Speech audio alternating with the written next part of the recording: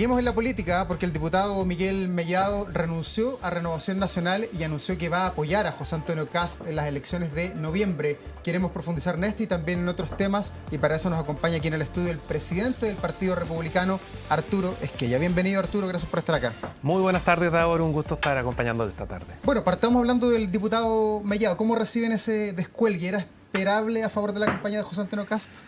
Bueno, obviamente muy bienvenido a todas las personas que con el paso de las semanas, de los meses, en la medida que vamos contando qué es lo que queríamos, si es que José Antonio Kast fuera presidente de la República, se vayan sumando nuevas personas.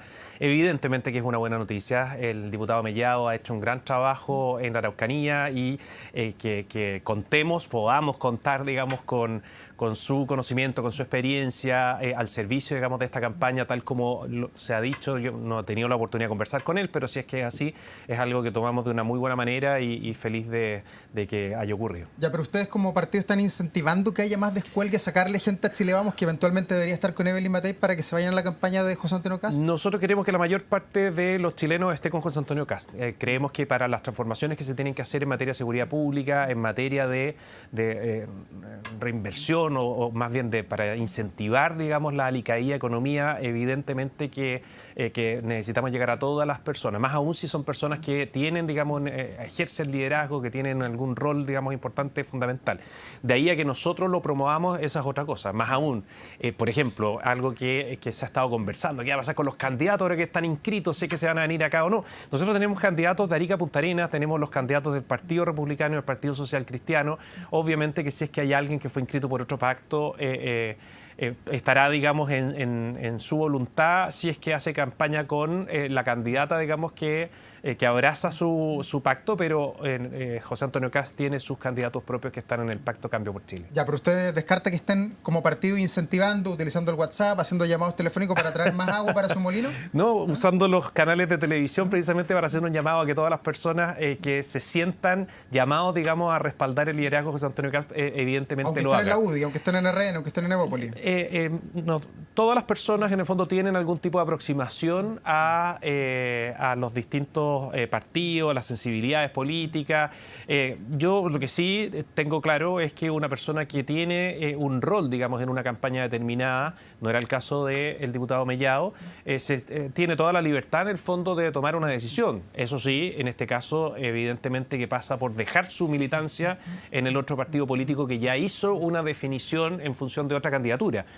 Si es que eso se hace así, evidentemente que nosotros felices de recibir la mayor cantidad de apoyos, sea de políticos, sea de personas que se dedican a otras cosas, pero en ningún caso vamos a andar buscando, digamos, generar conflicto con quienes tenemos que trabajar en una segunda vuelta presidencial y evidentemente que hay que llevar esa fiesta en paz. Ya, ¿pero vienen más descuelgues? No lo sabemos. Podríamos preguntarle a las personas que han mirado.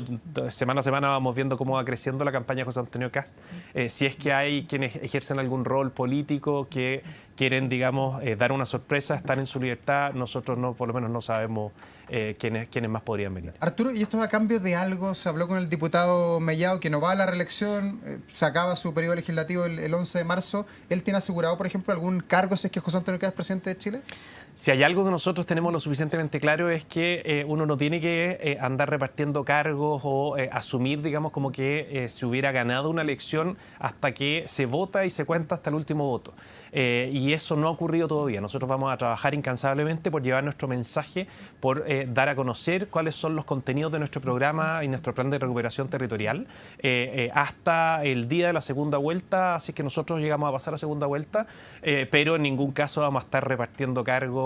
Creo que es un tremendo error quienes piensan así. O sea, ¿no hay exitismo en la campaña de José Antonio Kast? No, para nada, al revés.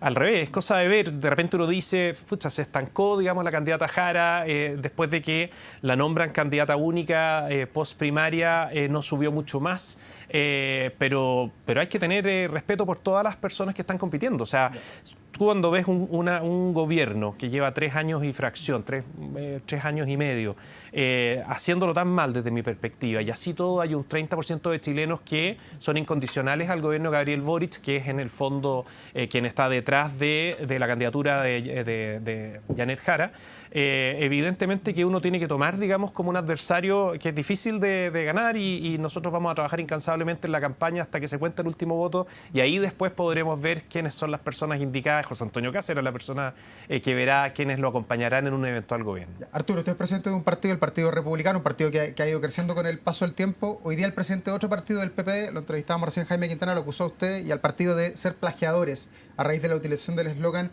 La Fuerza del Cambio, que el PP dice lo tiene patentado desde 1987. ¿Cómo recibió esa denuncia que hicieron hoy día? Como con falta de sustancia. ¿Por qué? Si es que en el fondo quiere hacer polémica con algo tan banal, efectivamente, bueno, está en él dedicarle tiempo a eso.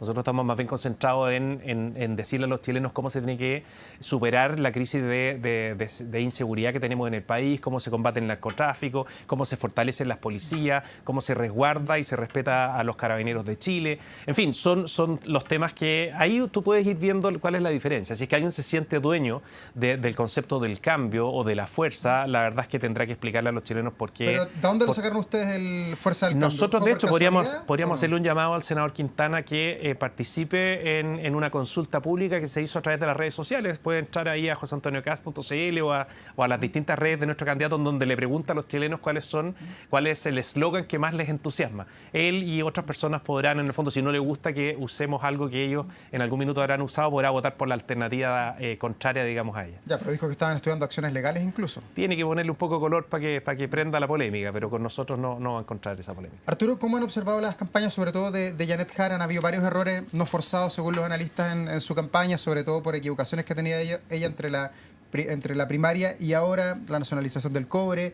el tercer retiro, ahora el aborto, que tuvo que ayer reconocer que había cometido un error en una entrevista. ¿Cómo observan los errores de ella? Yo creo que se ve mucha improvisación. Cuesta creer, en el fondo, que teniendo un programa bastante acotado en la primaria presidencial, no maneje los conceptos o elementos, digamos, de ese programa que eran sustantivos, digamos, para su gente. Yo sí entiendo que efectivamente ella, y lo ha explicitado públicamente, ha hecho un cambio y trata, digamos, de esconder lo que significa ser candidata del Partido Comunista. Tiene que incorporar, digamos, a más fuerza. Ni siquiera se trata de esconder, sino que dejar, digamos, de lado lo que ella le gustaría hacer en función de incorporar a el resto de los partidos que se han sumado a apoyarla. Pero eso tiene un límite. Y el límite está en decir la verdad. Si es que en el fondo se va a hacer A, o sea, se dice que se va a hacer A, bueno, se tiene que hacer cargo de eso. Cuando tú tienes un programa en donde desconoces lo que decía, la verdad es que uno empieza, digamos, a proyectar un eventual gobierno. Imagínate si fuera presidenta de la República, con ese nivel de improvisación, ¿hasta dónde nos llevaría? Si ya hemos visto improvisación en estos 3 años y medio de Gabriel Boric como presidente, imagínate a alguien que no maneja el contenido de 7 páginas de su programa inscrito, digamos, en el CERVEL en la elección primaria hace pocas semanas. Entonces, ahí tú ves que se van encontrando razones para acreditar o respaldar, digamos, ese estancamiento que ha sufrido esa candidatura y nosotros evidentemente que lo observamos, pero seguimos trabajando en nuestra lógica de comunicar qué es lo que haría José Antonio Kast para recuperar la seguridad pública desde el 11 de marzo del próximo año, si es que llegamos a gobernar. Ya, ambos están más o menos empatados, por lo menos en casi todas las encuestas. Ya nos dejaron un punto más, punto menos con José Antonio Kast, en torno al 28, 30%. Sí, nosotros hemos ido subiendo. La gran diferencia es que hay 3 candidatos de oposición